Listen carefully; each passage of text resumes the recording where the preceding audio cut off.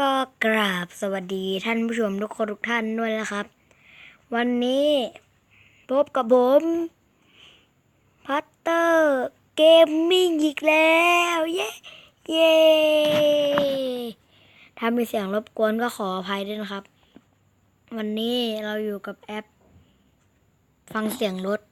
แต่ผมไม่รู้ชื่อมันนะจำไม่ได้ชื่อมันยาววันนี้เราจะมารีวิวรถ1000 ซีซี V4 นะครับ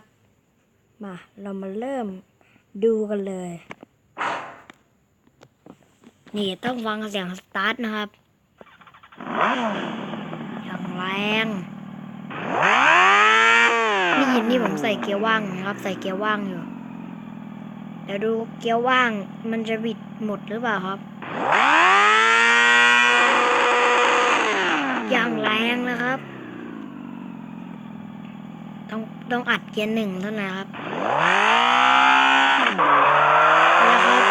ไปแล้วมันแหมนั่น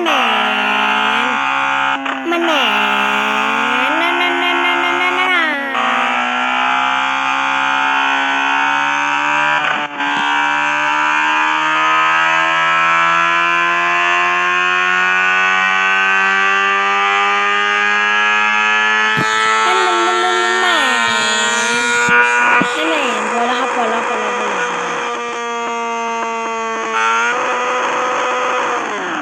อก่อนครับเดี๋ยวรถดับ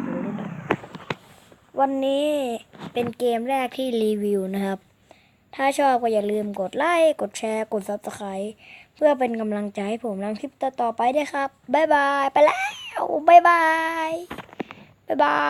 ย